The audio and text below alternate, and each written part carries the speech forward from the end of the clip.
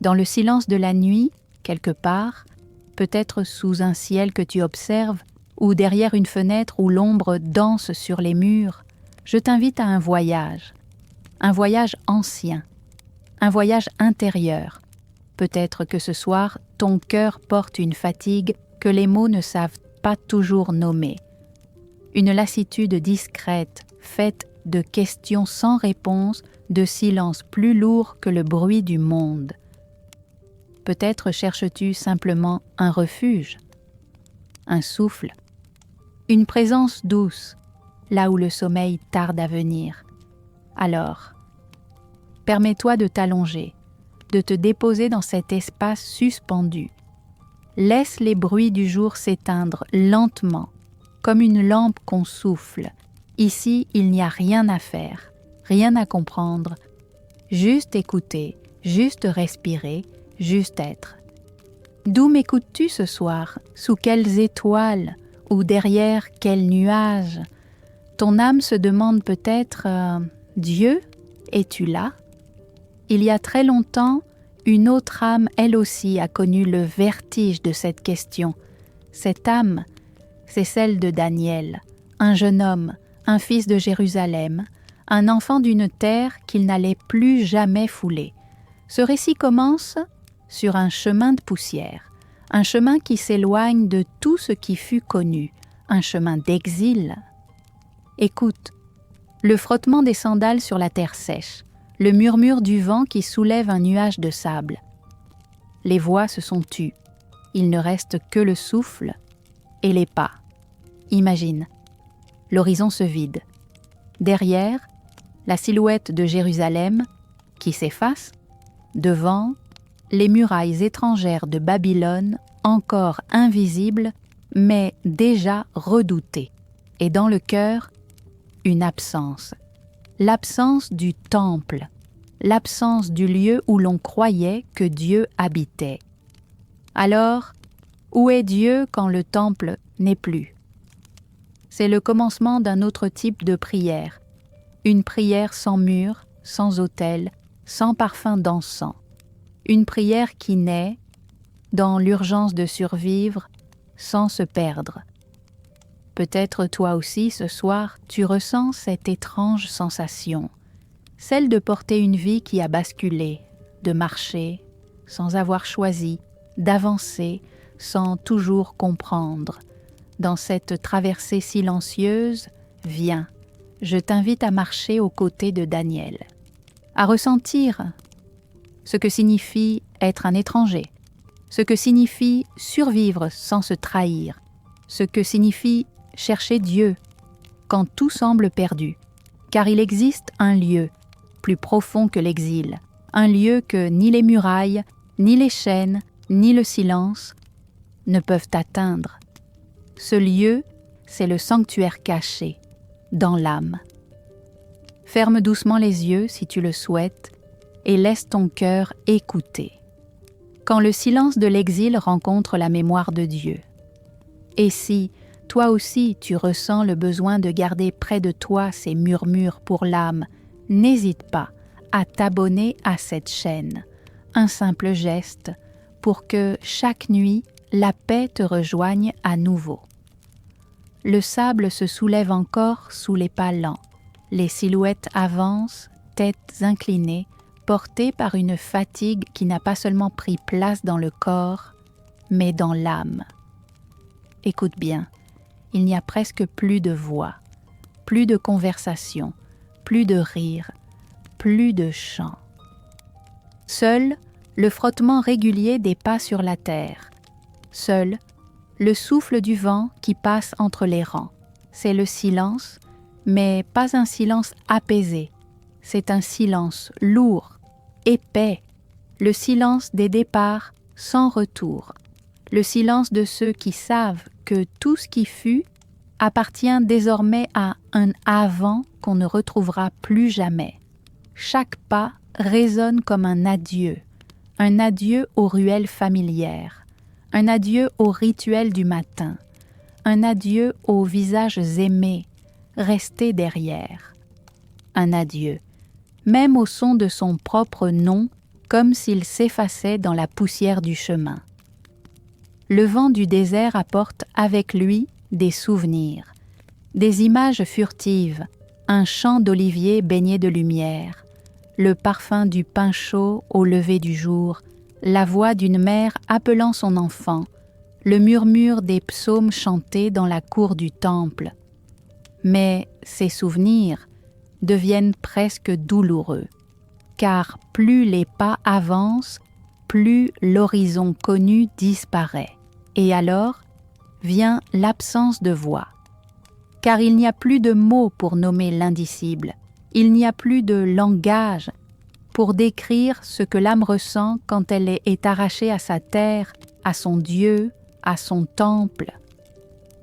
Le silence s'installe, un silence qui pèse plus que des chaînes, un silence où les larmes, parfois, remplacent les prières, où le souffle devient la seule chose qui reste vivante dans ce cortège d'ombres.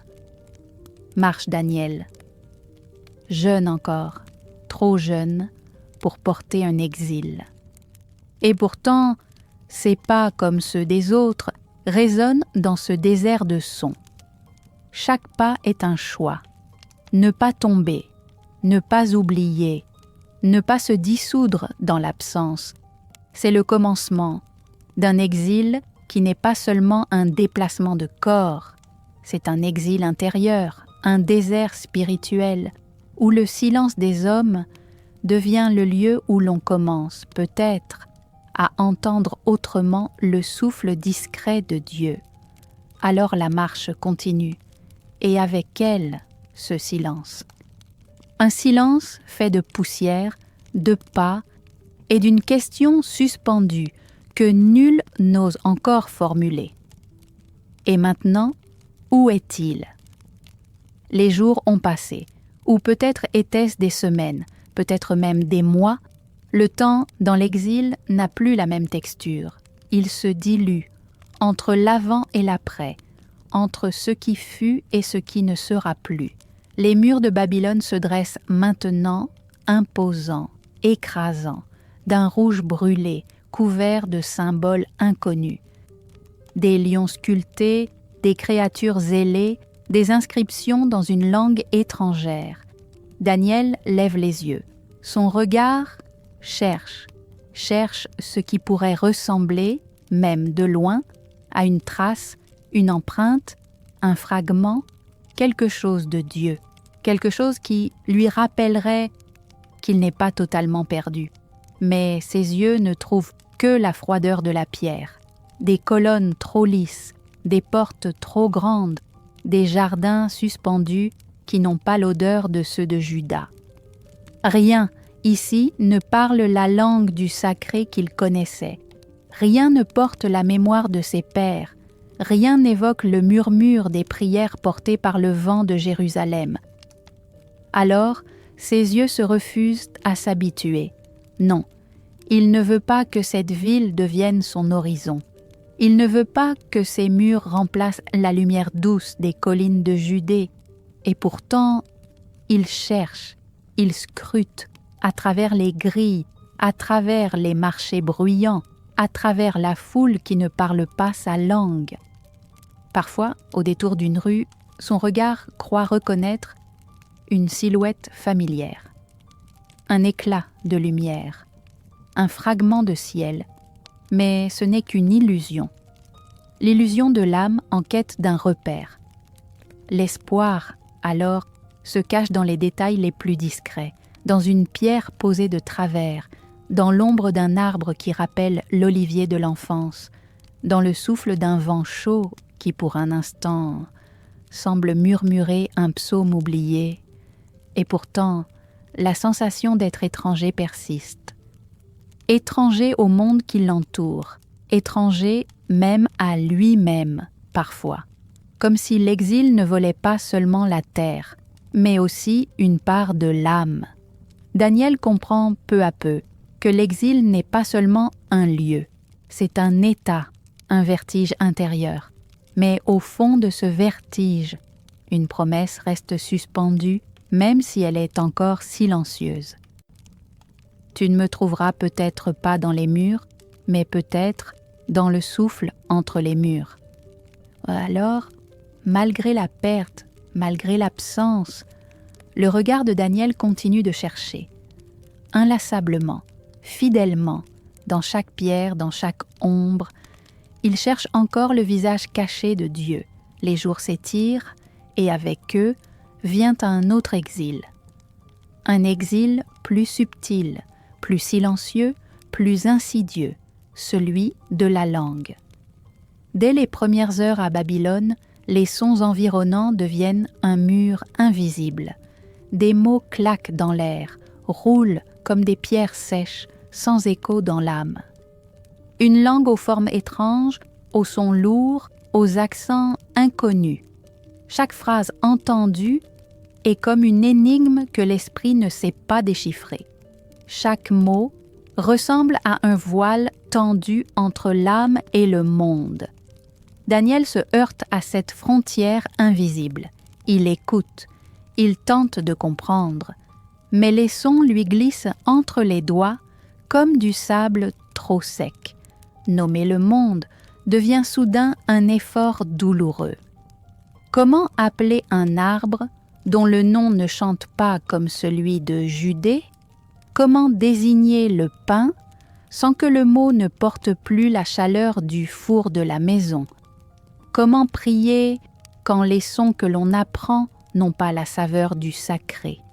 Et surtout, une peur sourde commence à grandir, la peur que cette langue nouvelle efface peu à peu les mots anciens, la peur que les syllabes étrangères viennent recouvrir la mémoire, comme la poussière recouvre les chemins qu'on ne parcourt plus. Alors, Daniel ferme parfois les yeux. Il s'éloigne dans son cœur des bruits de la ville et il laisse remonter la langue de l'âme, celle qu'aucune conquête, aucun empire, aucune défaite ne peut effacer. Une langue sans alphabet, une langue sans grammaire, une langue faite de soupirs, de silences, de larmes retenues, une langue que seul Dieu peut entendre. C'est là, dans le secret du souffle, que naît la prière. Pas une prière dite, mais une prière ressentie. Un murmure intérieur qui traverse les frontières visibles. Et peut-être, ce soir, toi aussi tu connais cette langue-là, cette langue du cœur qui n'a pas besoin de mots pour être entendue.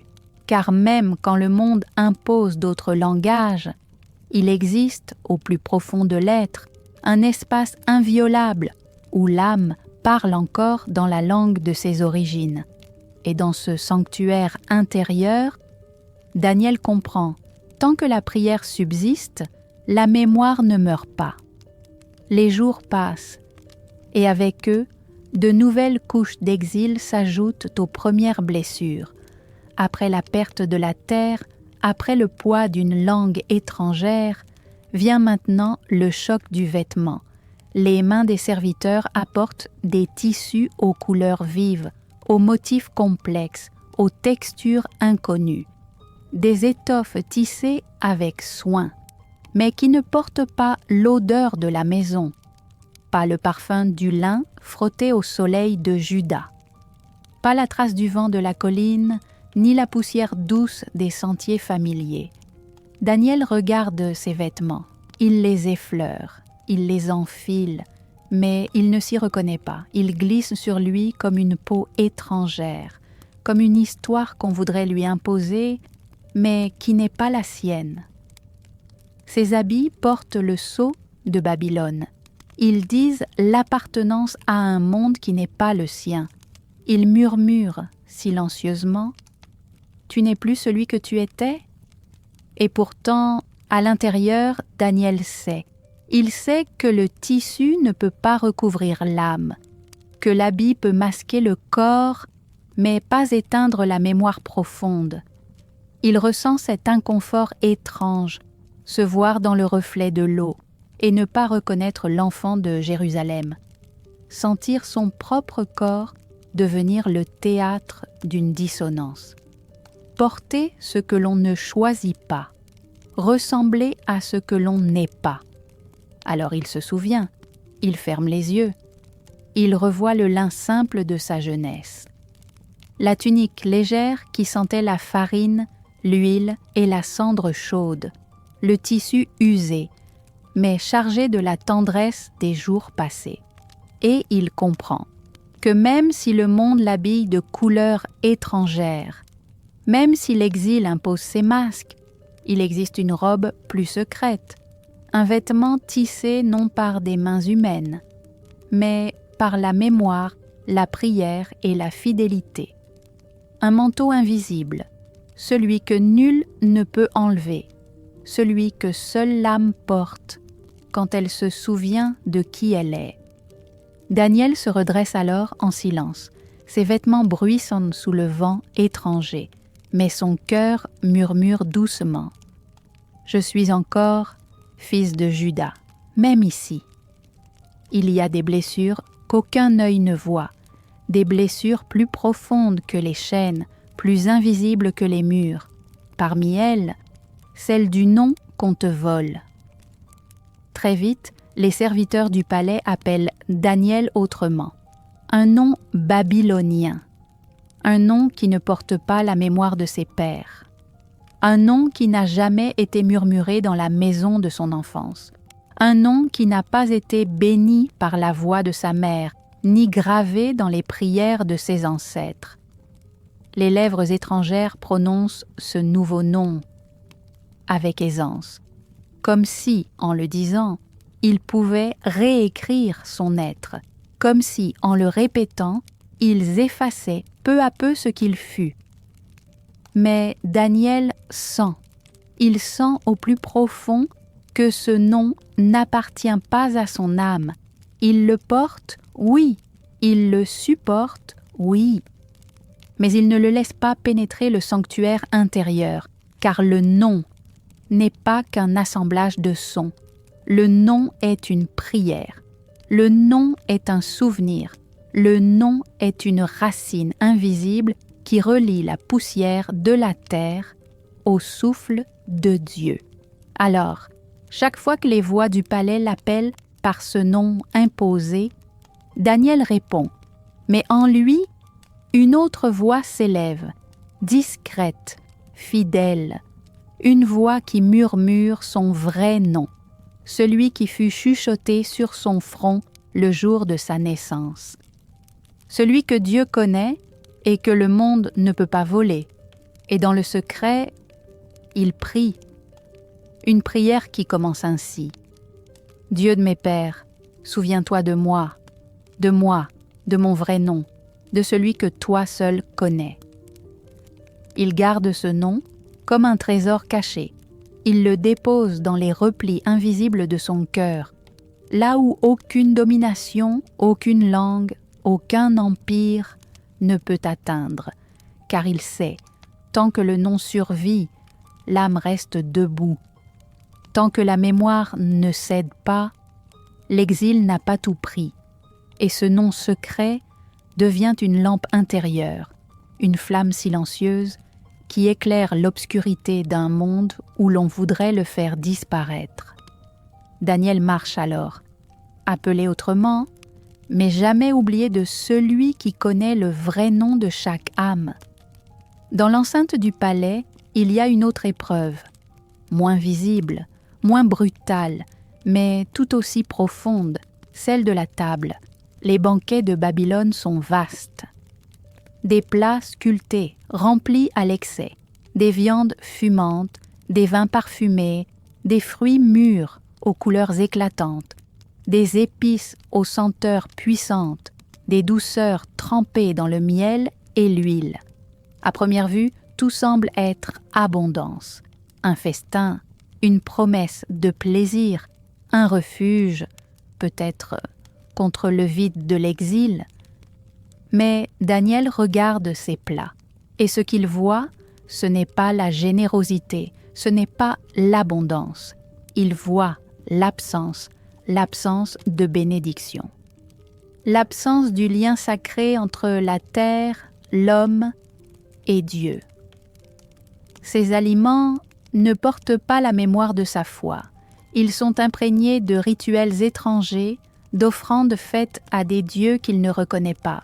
Chaque bouchée serait une morsure dans l'oubli, chaque coupe levée, un pas de plus loin de son propre sanctuaire intérieur.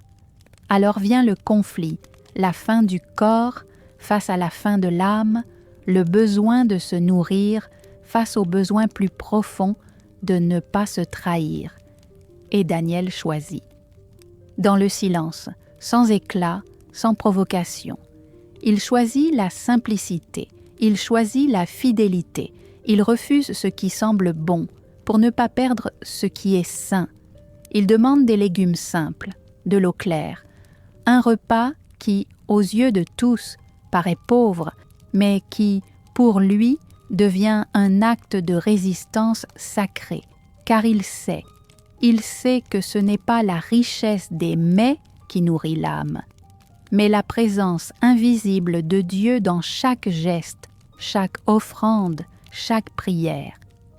Son jeûne devient un fil tendu, entre la mémoire de Jérusalem et le présent de Babylone, un pont invisible, où le sacré continue de vivre, même loin des autels, et chaque repas, chaque refus, chaque silence à cette table étrangère devient un psaume muet, un psaume que Dieu seul entend, un psaume qui dit « Je me souviens encore ». Dans ce jeûne discret, Daniel découvre qu'on peut être privé de tout, sauf de l'essentiel. Car tant que la fidélité respire, l'exil ne possède pas l'âme. Il y a un autre poids, plus subtil que les chaînes, plus léger que la pierre, et pourtant si lourd, le poids des regards. Dans les rues de Babylone, dans les couloirs du palais, dans les marchés grouillants, il y a ses yeux qui observent, ses yeux qui jugent sans dire, ses yeux qui classent, qui définissent, qui enferment, être vu sans jamais être vraiment regardé, être observé sans jamais être compris. Daniel ressent dans sa chair ce malaise constant, ce décalage, ce vertige de se savoir visible et pourtant invisible à l'essentiel de ce qu'il est, car dans ses regards, il n'est qu'un captif, qu'un étranger, qu'un survivant d'un peuple défait, d'une culture dominée, d'une foi considérée comme étrange, marginale, peut-être même inutile. Il y a, dans ces yeux qui le croisent, cette distance insurmontable. Une frontière faite d'ignorance, de peur, de mépris parfois, ou simplement d'indifférence. Et ce poids devient quotidien, se savoir toujours perçu, mais jamais accueilli, se sentir étranger, même dans son propre corps, comme si le vêtement, la langue, la nourriture, tout conspirait à lui rappeler « Tu n'es pas d'ici, tu n'es pas des nôtres ».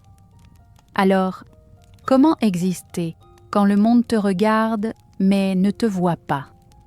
Comment respirer quand chaque regard te renvoie ton absence d'appartenance? Daniel apprend. Il apprend à devenir invisible, non pas aux hommes, mais au regard du monde. Invisible. Dans l'espace sacré où seul Dieu regarde vraiment. Il découvre cette cachette intérieure, ce lieu secret où aucun œil humain ne peut entrer. Un refuge tissé de prières, de souvenirs, de psaumes silencieux. Un sanctuaire où il n'est plus ni captif, ni étranger, ni objet de curiosité, mais simplement une âme devant l'Éternel. Et dans cet espace, les regards ne pèsent plus. Ils glissent, ils s'effacent. Car Daniel n'est plus défini par ce que les autres voient, mais par ce que Dieu connaît. Alors, même au milieu de la foule, même sous le poids des jugements muets, Daniel marche, portant, comme une couronne invisible, la seule identité qui ne se perd jamais, fils du Dieu vivant. Les jours deviennent des semaines, les semaines, des mois, et Babylone déploie sous les yeux de Daniel toute sa splendeur. Des murailles immenses, couvertes de briques vernissées aux reflets d'or et de bleu, des jardins suspendus où l'eau cascade en silence sur les feuilles. Des tours si hautes qu'elles semblent vouloir toucher le ciel, des marchés où le parfum des épices, de l'encens, de l'huile et des fruits mûrs se mêlent dans un tourbillon enivrant. Aux yeux de beaucoup, Babylone est un miracle, une ville de puissance, de beauté, d'abondance. Mais pour Daniel, cette magnificence porte un goût amer. Il regarde ces murailles, et dans leur éclat, il ne voit pas la beauté, il voit la séparation d'avec son peuple, d'avec sa terre, d'avec son Dieu. Il ferme parfois les yeux, et alors lui revient la simplicité de Juda, le vent léger qui caresse les collines, le parfum du blé fraîchement moissonné, le silence des champs, entre deux prières, le regard posé sur l'horizon libre, sans murs, sans frontières. Ici, tout est trop haut, trop doré, trop bruyant, des murs pleins, mais des cœurs vides, des palais remplis, mais une absence profonde, celle que rien ne comble. Daniel comprend que l'opulence ne console pas l'âme, que le marbre, l'or, les festins ne remplacent pas la présence invisible de celui qui habite dans le murmure et non dans le faste. Il se surprend à caresser, du bout des doigts, une pierre rugueuse, juste pour retrouver la sensation du sol de Juda. Il cherche, dans l'ombre d'un arbre, un fragment du silence perdu de sa terre. Il ferme les yeux pour revoir l'horizon simple, sans tour, sans muraille, juste le ciel et la poussière bénie de sa patrie. Et dans cette nostalgie, il découvre que le souvenir devient un sanctuaire, que la mémoire est un temple portatif. Un lieu intérieur où le cœur peut encore toucher l'horizon, même au milieu des murailles d'or. Daniel se rappelle alors, ce n'est pas l'or, ce n'est pas la pierre, ce n'est pas la grandeur des bâtiments qui réchauffe l'âme, c'est la mémoire vivante de Dieu, c'est la fidélité silencieuse, c'est l'horizon intérieur que nul exil ne peut enfermer. Et tandis que la ville s'étire autour de lui, bruyante et splendide, Daniel marche avec dans le cœur l'horizon secret de Juda. Un horizon que Babylone ne verra jamais. Après les murailles, après la langue, après les vêtements, une autre forme d'exil s'impose, plus insidieuse encore, celle des savoirs. Les bibliothèques de Babylone sont vastes, des tablettes d'argile gravées de signes serrés, des textes anciens, des récits d'étoiles, des lois d'empire, des chants dédiés à des dieux que Daniel ne connaît pas, des mots chargés d'un savoir qui ne porte pas son nom, ni son histoire, ni sa foi. On l'oblige à apprendre, à lire ce qui ne parle pas de lui, à étudier des codes, des récits, des légendes qui tentent doucement de modeler son regard, de redessiner son monde. Daniel touche ces tablettes, il les parcourt des yeux, mais quelque chose résiste en lui, car il comprend vite que ce savoir, bien que vaste, bien que fascinant parfois, ne parle pas au cœur. Ce savoir informe, il enseigne des calculs, des lois, des techniques, mais il n'ancre pas l'âme. Il ne nourrit pas le lien invisible entre la poussière et le souffle divin. Il y a là un défi, apprendre sans se laisser façonner, lire sans se laisser effacer, comprendre sans se perdre. Daniel avance alors dans cet océan de connaissances avec une prudence sacrée. Il reçoit, mais il trie, il mémorise, mais il protège son sanctuaire intérieur. Il sait que la véritable sagesse n'est pas celle des étoiles gravées sur l'argile. La vraie sagesse, c'est de se souvenir. Se souvenir de qui il est, se souvenir de ce que ses pères lui ont transmis, se souvenir du nom qui ne se grave sur aucune tablette, mais seulement dans l'âme. Alors, chaque fois qu'un mot babylonien tente de redéfinir son monde, Daniel murmure intérieurement un psaume ancien. Chaque fois qu'un récit étranger essaie de remplacer son origine, il ferme un instant les yeux et il revoit les collines de Juda, le vent dans les oliviers, la voix de son père prononçant le schéma. Écoute, Israël, le Seigneur est notre Dieu, le Seigneur est un. Et dans cet apprentissage forcé, Daniel découvre une sagesse plus profonde, celle de rester lui-même, même quand tout autour cherche à le redessiner, car l'âme qui se souvient est une forteresse que nul empire ne peut conquérir. Il y a, dans le cœur de Daniel, un vide que rien ne comble, un vide qui ne ressemble pas à l'absence des murs familiers, ni à l'absence des chemins de Juda. Non, c'est un vide plus profond, celui de l'absence du temple.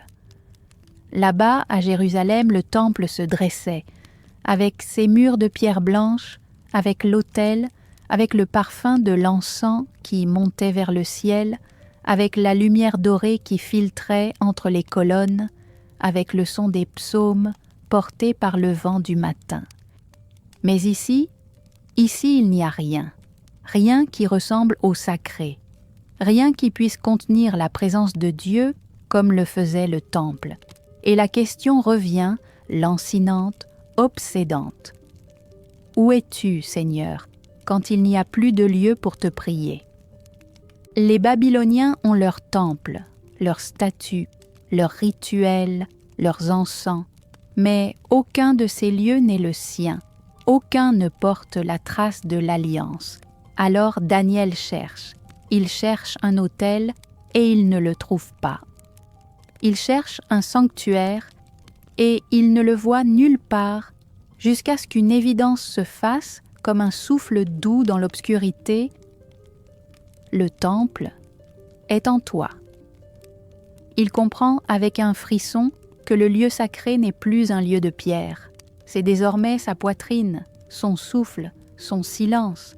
Il découvre que la prière n'a pas besoin de murs, que l'offrande peut être un battement de cœur, que l'encens peut être le simple soupir de l'âme qui cherche Dieu dans la nuit. Alors il se met à prier, sans autel, sans encens, sans sacrifice visible, juste les mains posées sur sa poitrine, juste les yeux fermés, juste ce murmure intérieur, plus puissant que tous les chants du monde. Dieu d'Abraham, Dieu d'Isaac, Dieu de Jacob, entends le battement de mon cœur, car il est devenu ton sanctuaire. Et dans ce silence, il découvre une vérité qui ne quittera plus jamais son âme. Quand le temple disparaît, Dieu demeure. Quand l'autel est brisé, la prière devient l'autel. Quand il n'y a plus de lieu pour le chercher, Dieu devient l'espace même de la recherche. Daniel comprend alors que nul exil, nul empire, nul mur ne peut priver l'âme de sa présence, car le véritable temple est là où l'âme se souvient, là où l'âme murmure encore son nom, même dans la nuit la plus noire, dans les rues bruyantes de Babylone, parmi les sons d'une langue étrangère, quelque chose subsiste, quelque chose de fragile, de discret, d'invisible aux yeux des hommes, un souffle, un murmure, un chant que seule l'âme peut entendre. C'est la voix des psaumes, ces psaumes anciens, appris dans l'enfance, ces mots sacrés portés par les voix des pères, des mères, des anciens dans les ruelles de Jérusalem.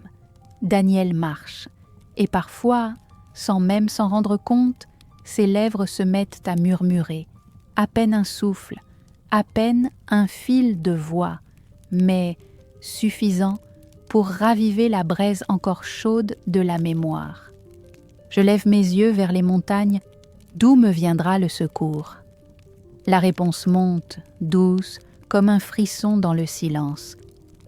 Le secours me vient du Seigneur, qui a fait le ciel et la terre. Chaque mot est une pierre posée dans le fleuve de l'oubli. Chaque verset, une racine discrète qui puise dans la mémoire du sacré pour continuer de vivre, même en terre étrangère. Il les récite en cachette, parfois dans l'ombre d'un arbre, parfois derrière un mur, parfois au creux de la nuit, quand la ville s'endort, mais que l'âme, elle, reste éveillée. Ces psaumes deviennent sa maison portative, une maison sans mur, sans toit, sans porte, mais plus solide que n'importe quel palais de Babylone. Quand le monde autour le presse de se taire, quand la langue de l'exil menace d'éteindre la langue de l'âme, alors Daniel ferme les yeux et laisse monter en lui le souffle des anciens. Le Seigneur est mon berger, je ne manquerai de rien. Et dans ces mots, il retrouve le chemin, un chemin intérieur, un sentier de lumière qui traverse le désert de l'exil, les murailles de la peur, le silence de l'absence. Le psaume devient un refuge, une lampe, un souffle chaud dans la nuit froide de l'exil. Et Daniel comprend, dans ce murmure sacré, une vérité que nul empire ne peut détruire. Tant qu'un seul verset vit dans la mémoire, tant qu'une seule prière respire dans la poitrine, alors l'âme n'est jamais exilée, jamais. Il y a des solitudes que l'exil impose naturellement, celles des frontières, celles des langues inconnues, celles des regards étrangers, mais il existe une autre solitude, plus intime, plus silencieuse. Une solitude que même la présence des compagnons d'exil ne parvient pas à combler. C'est la solitude des justes, car rester fidèle, fidèle à la mémoire, fidèle au nom, fidèle aux psaumes, aux prières, à l'alliance invisible, c'est parfois marcher seul. Autour de Daniel, certains baissent la tôle les bras, certains s'habituent, certains s'adaptent, se fondent, se taisent, se courbent, renoncent, par fatigue, par peur, par désir d'un peu de paix, même factice. Et Daniel les regarde, non pas avec jugement, mais avec cette douleur muette de celui qui comprend que la fidélité parfois isole. Il se tient alors au bord de deux mondes. Le monde de ceux qui se dissolvent dans l'exil et le monde secret de ceux qui tiennent, même seuls. Il découvre que la fidélité est une frontière invisible, une ligne que certains n'osent plus traverser. Alors Daniel marche, seul souvent, isolé parfois, mais jamais abandonné. Car dans cette solitude, une présence veille, une présence discrète, silencieuse, mais plus réelle que tous les palais de Babylone, dans le secret de ces nuits, quand aucune voix humaine ne vient le consoler, quand les pas s'éloignent, quand les regards se détournent, alors il sent.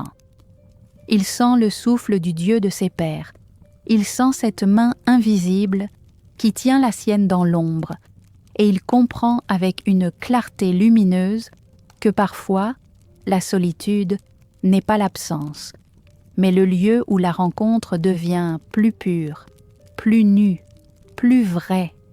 Être seul, mais jamais vraiment, car dans le silence, Dieu murmure encore, Dieu marche encore, Dieu veille encore.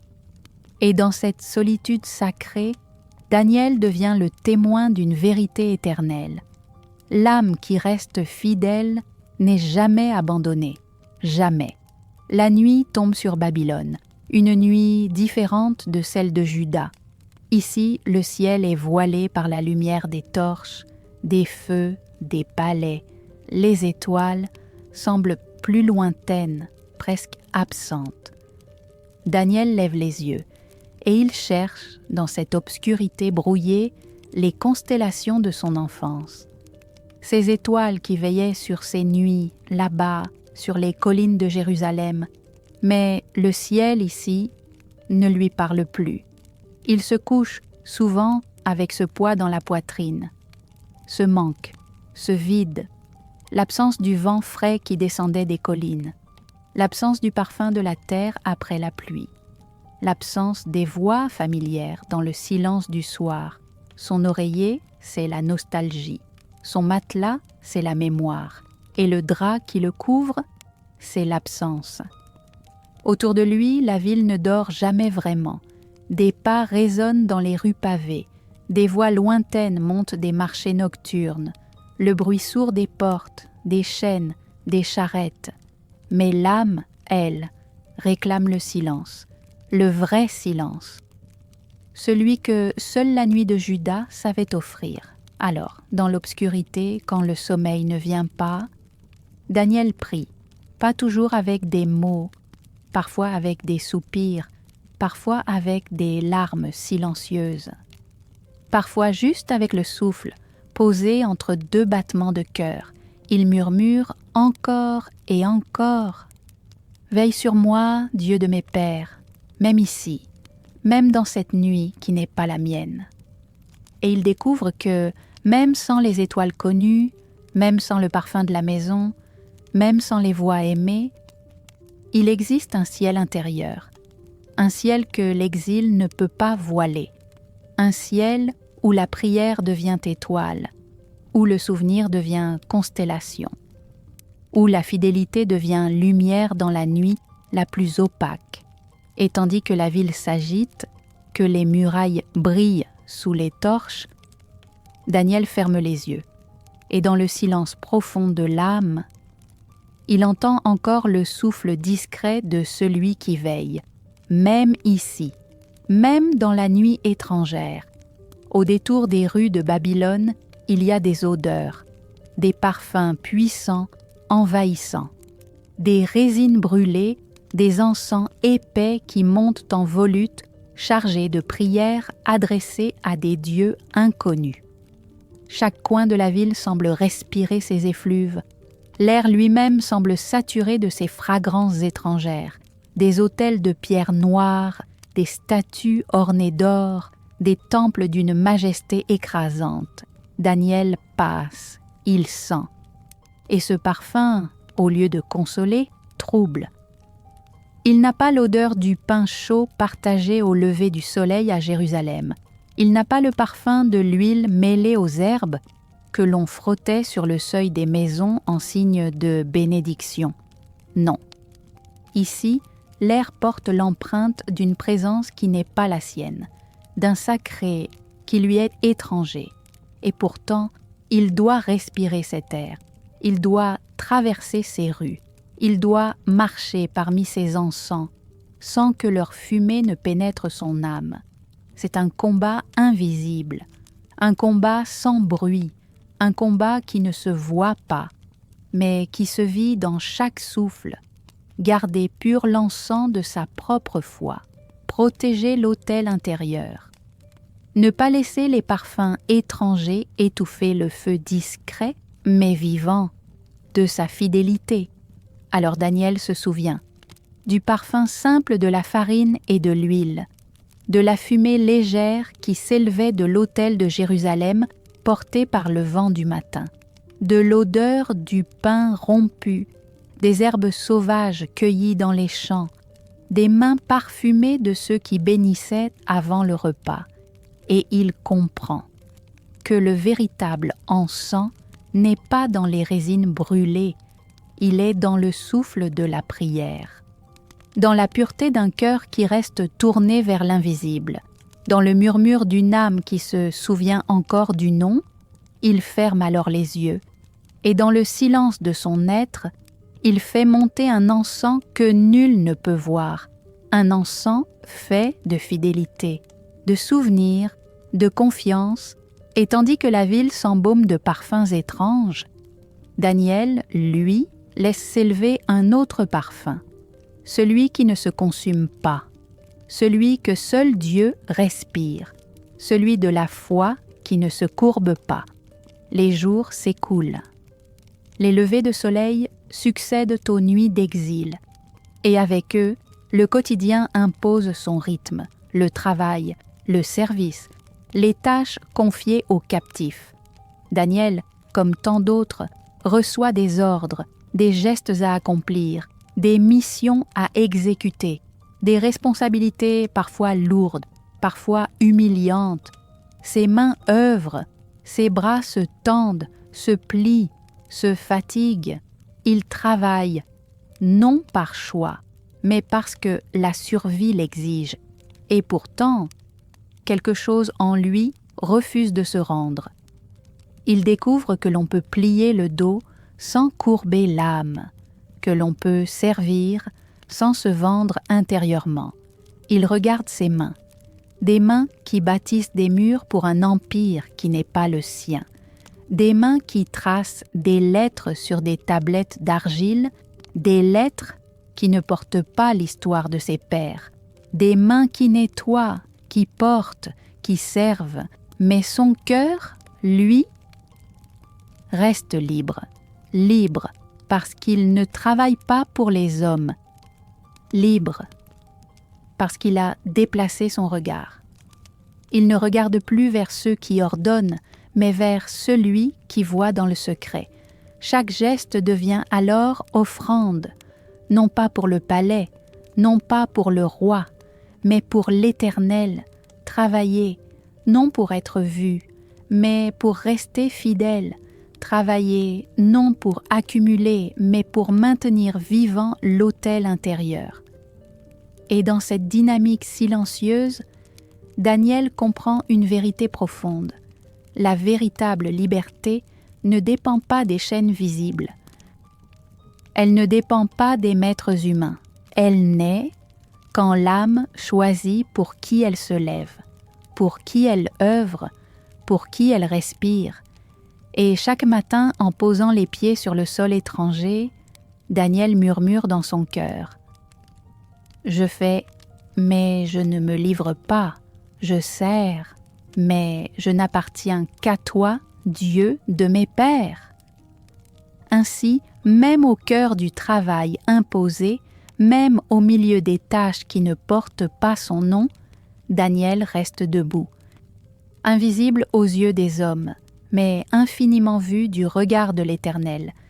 Il y a des jours où le silence devient presque insoutenable, des jours où les prières montent et semblent se perdre dans le ciel étranger de Babylone, des jours où la voix de Dieu semble absente.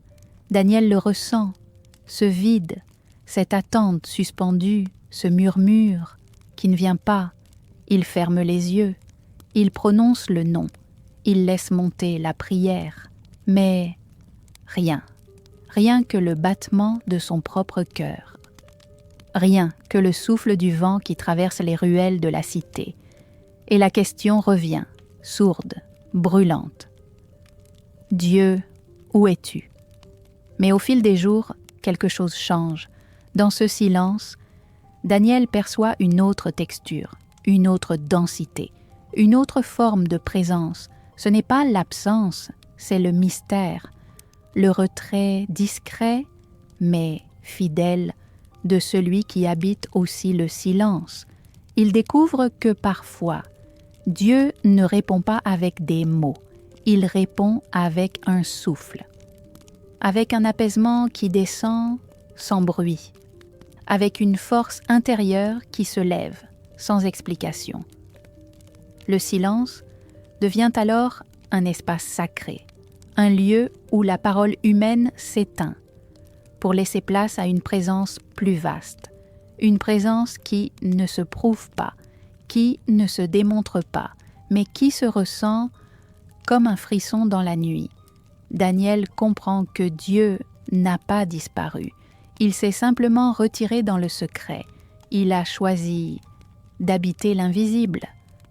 Et dans ce choix, il y a une invitation, l'invitation à écouter autrement, à entendre non plus des réponses, mais des présences, non plus des signes, mais un souffle discret posée comme une main douce sur l'âme fatiguée.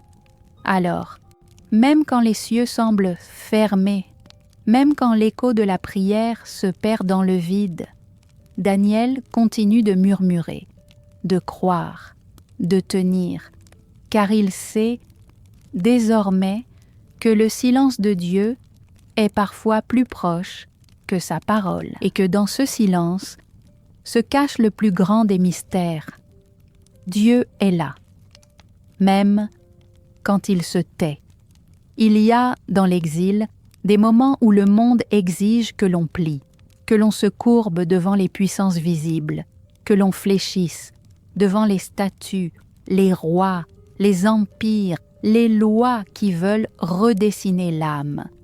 Babylone est pleine de ces symboles, des idoles dorées qui scintillent au sommet des temples, des ordres gravés dans la pierre, des injonctions à se soumettre à tout ce qui porte le sceau de la domination humaine. Daniel les voit, il entend les proclamations, il perçoit le poids invisible de ses attentes, mais il tient avec cette posture intérieure que rien ne peut briser. Ouais, son corps se courbe parfois pour ramasser, pour travailler, pour se déplacer, mais jamais il ne se courbe devant ce qui n'est pas Dieu. Il connaît le secret des âmes libres, celles qui savent que l'humilité devant les hommes n'a de sens que si elle s'accompagne de la majesté intérieure, la majesté de se savoir enfant du Très-Haut. Il sait qu'il est possible d'être petit devant le monde et immense devant l'invisible, car se courber devant l'Éternel, c'est se tenir debout devant tout le reste. Alors Daniel prie, il fléchit les genoux, il incline la tête, mais seulement devant celui qui n'a ni visage, ni forme, ni image sculptée. Celui qui habite le silence, le souffle, la mémoire, il découvre que dans cette posture, il y a une beauté cachée. La beauté de la reddition sacrée, non pas la reddition qui écrase, mais celle qui élève, qui agrandit l'âme, qui la rend plus vaste que les murailles de Babylone, plus haute que les tours des empires. Et dans cette offrande discrète, Daniel se sait vu du regard invisible, vu du regard qui traverse les pierres, les siècles, les royaumes. Il n'a pas besoin d'être reconnu, ni applaudi, ni compris. Il lui suffit de savoir que son âme demeure fidèle à celui devant qui seul il accepte de se courber. Il est des douleurs que les mots ne savent pas dire, des tristesses si profondes qu'elles ne trouvent pas de chemin jusqu'à la voix. Alors, elles deviennent larmes dans le secret de la nuit, sous un ciel étranger. Daniel laisse parfois couler ses prières liquides. Pas des supplications, pas des psaumes prononcés à haute voix, juste des larmes. Des larmes qui glissent silencieusement sur le visage, des larmes que personne ne voit, que personne ne comprend, que personne, sauf Dieu. Il y a, dans ces pleurs, une forme de prière plus ancienne que tous les mots, une prière que l'âme connaît avant même d'apprendre à parler, une prière qui dit sans dire, qui crie, sans bruit. Daniel cache son visage dans ses mains, mais il sait que son âme, elle, est complètement nue devant l'Éternel, que dans cette nudité sacrée, rien n'est dissimulé, rien n'est honteux, rien n'est perdu. Chaque larme devient un psaume muet, chaque goutte une offrande déposée sur l'autel invisible du cœur, une offrande que le monde ignore, mais que Dieu recueille. Il entend dans le silence le murmure discret des promesses anciennes, le souvenir d'une alliance plus forte que la distance, que l'exil, que le temps. Le rappel silencieux. Je vois, je sais, je suis là. » Et dans cette nuit humide de prières cachées, Daniel découvre un mystère, celui d'un Dieu qui lit les larmes comme on lit une lettre sacrée, un Dieu qui ne méprise pas le chagrin, un Dieu qui transforme les gouttes salées en semences invisibles de consolation. Alors, même quand le sommeil refuse de venir, même quand la douleur semble trop lourde pour le silence, Daniel laisse couler, il laisse ses larmes devenir langage, langage de l'âme, langage du cœur, langage que seul l'Éternel comprend et accueille dans le creux de sa main. Il y a des gestes si simples qu'ils semblent invisibles aux yeux du monde, et pourtant, dans certains contextes, dans certains lieux, ces gestes deviennent des actes de résistance, des révolutions silencieuses. Pour Daniel, prier est devenu cela, un acte subversif, un refus muet, une proclamation invisible, dans un monde qui lui dit « Oublie ton Dieu, oublie ton nom, oublie tes psaumes, plie-toi, adapte-toi, disparais dans l'ordre de l'Empire. » Daniel répond en silence. Il répond en pliant les genoux, non pas devant les rois, non pas devant les statues d'or, mais devant l'invisible, chaque fois qu'il se retire, chaque fois qu'il tourne son visage vers Jérusalem, même absente, chaque fois que ses lèvres murmurent « Dieu d'Abraham, Dieu de mes pères, entends ». Alors il plante en terre étrangère un drapeau invisible, un étendard que nul œil ne voit, mais que le ciel reconnaît. C'est une prière, mais c'est aussi un acte de résistance. Une manière de dire au monde « Vous pouvez prendre mes murs, vous pouvez voler ma langue, vous pouvez changer mon nom, mais vous ne prendrez pas mon âme. » Chaque prière devient une racine, enfouie, discrète, silencieuse, mais profondément vivante. Chaque psaume murmuré dans le secret devient un arbre planté dans le désert de l'exil. Un arbre qui, contre toute attente, porte des fruits invisibles. Et Daniel découvre que la foi, dans ces circonstances, n'est pas seulement un refuge, elle est un acte de courage, un acte qui ne fait pas de bruit, mais qui ébranle les royaumes, un acte que les puissants ignorent, mais que le ciel célèbre. Alors il continue, jour après jour, nuit après nuit, il prie, il se tient debout, à genoux, car il sait que chaque fois qu'un genou touche la poussière, le ciel, lui, s'ouvre, silencieusement, puissamment, invisible aux hommes, mais infiniment réel pour Dieu. Au cœur de la terre étrangère, dans la poussière du désert, quelque chose pousse, un souffle, une vie, un miracle discret. Daniel observe. Il voit que, malgré l'exil, malgré la douleur, malgré les murs qui l'entourent, une force invisible grandit en lui. Comme une graine enfouie dans un sol dur, cette force cherche la lumière. Elle s'étire vers le ciel, elle fleurit, et c'est là, au milieu de Babylone, que Daniel comprend une vérité profonde. Que Dieu ne connaît pas de frontières, que sa présence ne se limite pas aux terres, aux murs, aux temples, que l'alliance ne dépend pas d'un lieu. Il découvre que la sève de la vie divine coule encore, même ici, dans ce sol qui n'est pas le sien, dans cette ville qu'il ne reconnaît pas. Cette fleur, invisible aux yeux des autres, porte le parfum de la fidélité. Elle porte la couleur de l'espérance. Elle est le témoignage vivant que l'exil ne peut pas tuer ce qui est semé par Dieu. Daniel devient alors ce jardinier secret. Il arrose cette graine avec ses prières silencieuses. Il la protège des vents contraires avec sa foi. Il laisse éclore cette fleur qui étonnera même les puissants de Babylone.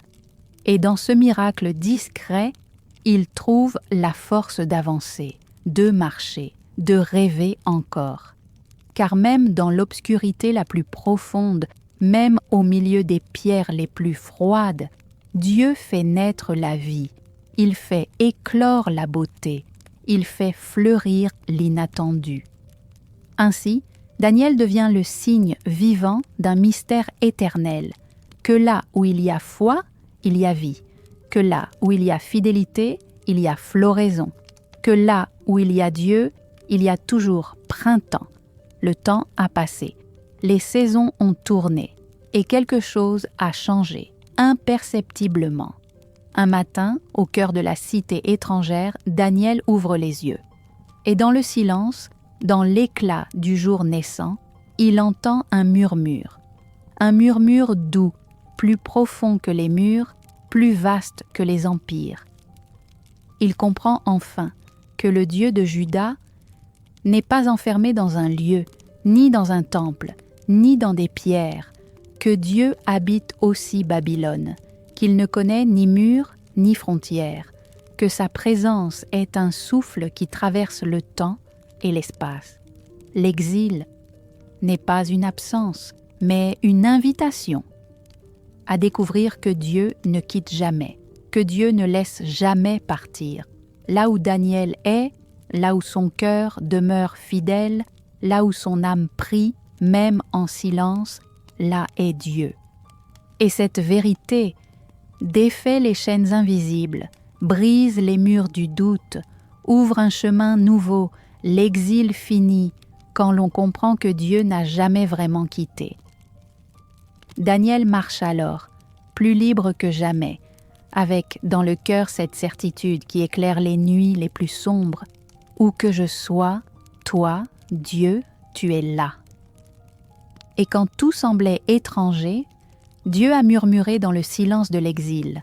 L'exil révèle que Dieu ne se limite pas aux géographies, que l'âme qui ne se reste libre, même parmi les chaînes, Daniel est le reflet d'une foi qui résiste, d'une foi qui reste alum. Peut-être que toi aussi, ce soir, tu portes un exil intérieur, un désert silencieux, un lieu d'ombre et de questions. Sache alors que dans cet exil, il y a une présence, silencieuse, discrète, mais infiniment réelle, que là où ton cœur est posé, là aussi un souffle, un murmure, un lien invisible, où que soit mon cœur. Si ces murmures touchent ton âme, si cette paix résonne en toi, n'hésite pas à t'abonner à cette chaîne, pour que chaque nuit, ces présences silencieuses puissent t'accompagner encore et encore. Ferme doucement les yeux, laisse cette paix te rejoindre et repose-toi.